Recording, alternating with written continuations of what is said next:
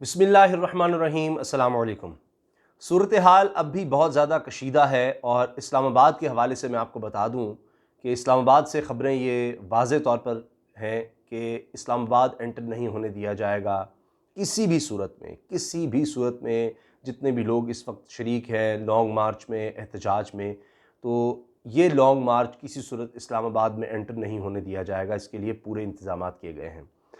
अब आप देख रहे हैं कि तहरीक लब्बैक की तरफ से जिस तरह से लोग आगे बढ़ रहे हैं और एक जज्बे के साथ हैं, वो नबी करीम सल्लल्लाहु अलैहि वसल्लम की नामूस के लिए और उनकी इज़्ज़त के लिए और उनकी शान के मुनाफी, नबी करीम सल्लल्लाहु अलैहि वसल्लम की शान के मुनाफी कोई बात नहीं होनी चाहिए, इस मकसद के लिए वो निकले हैं।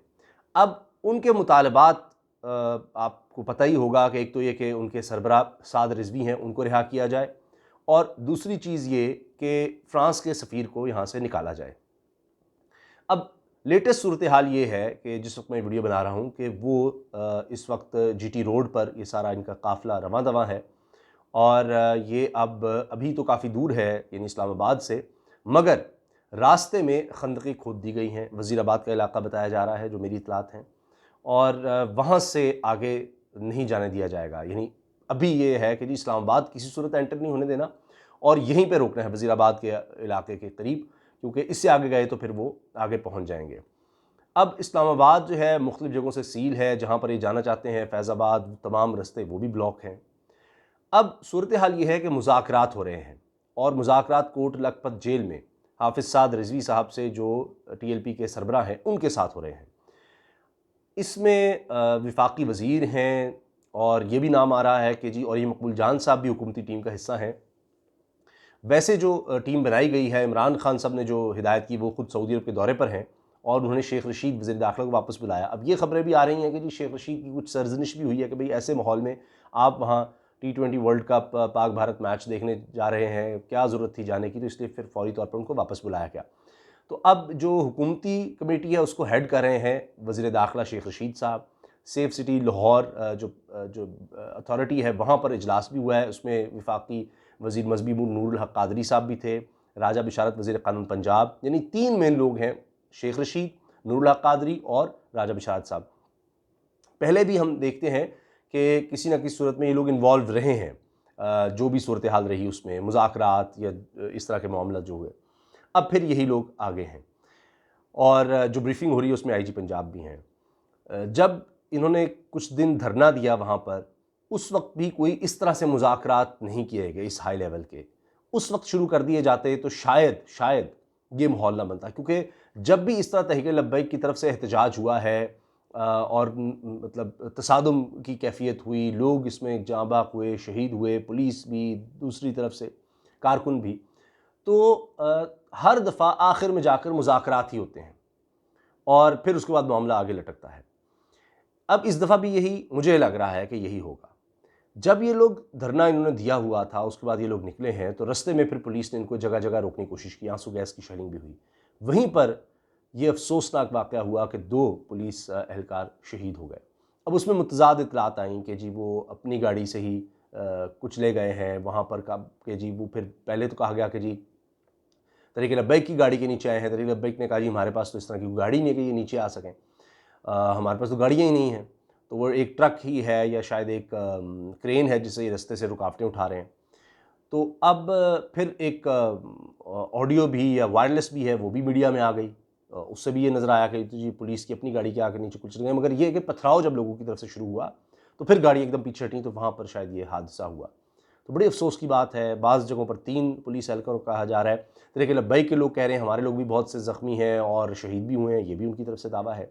और पुलिस भी कह रही है कि बहुत ज़्यादा लोग हमारे ज़ख्मी हुए हैं। लेकिन आज़ाद कश्मीर, खैबर पख्तूनख्वा, पंजाब से पुलिस बुला ली गई है इस्लामाबाद के रास्तों में, और हर जगह से 10-10 हज़ार, यानी कुल ये कम से कम 30,000 रिज़र्व पुलिस कह लें, पुलिस एहलकार कह लें, इनको बुला लिया गया है और रेंजर्स भी है। इसके अलावा फ़ौज को भी यानी एक तरह से स्टैंड बाय किया हुआ है।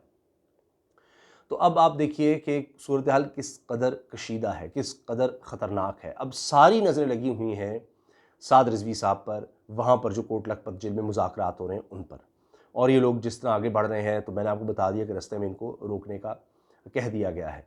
और ये मकबूल जान साहब के हवाले से मैंने आपको बताया कि वो भी खबर आई।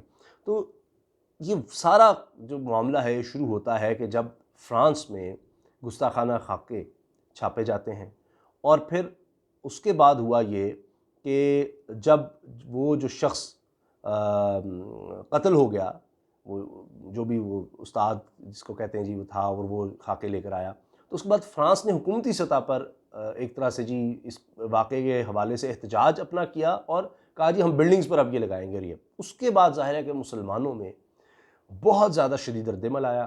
फ्रांस की बायकॉट की बात हुई, उसकी मसनूआत की बायकॉट की बात हुई।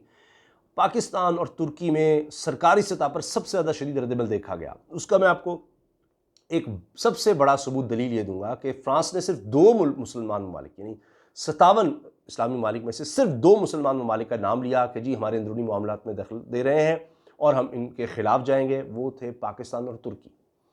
तुर्की के सदर ने कहा कि जी ये अपने दिमाग का इलाज करे, पागल हो गया है, जो फ्रांस का सदर ने। तो इस तरह से आप देखें कि ये 2 ममालिक हैं। पाकिस्तान की तरफ से बड़ा शदीद रद्दमल आया।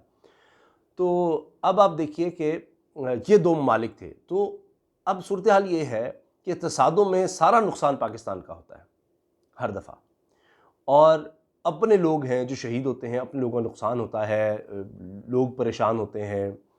लेकिन ये मामला ऐसा है कि नामूस रिसालत का, नबी करीम सल्लल्लाहु अलैहि वसल्लम से मोहब्बत का, उनकी इज़्ज़त का, उनकी नामूस का, कि ये ईमान का बुनियादी हिस्सा है। इसके बगैर कोई शख्स मुसलमान हो ही नहीं सकता जो नबी करीम सल्लल्लाहु अलैहि वसल्लम से मोहब्बत ना रखे, उनकी इज़्ज़त की खातिर, या उनको अपने से ज़्यादा अपनी अपनी जान से, अपने माल से, अपने रिश्तेदारों से, वालिदैन से, औलाद से, हर चीज़ से ज़्यादा बढ़कर अगर हुज़ूर नबी करीम सल्लल्लाहु अलैहि वसल्लम से मोहब्बत नहीं है, तो फिर आप तो मुसलमान ही नहीं हैं।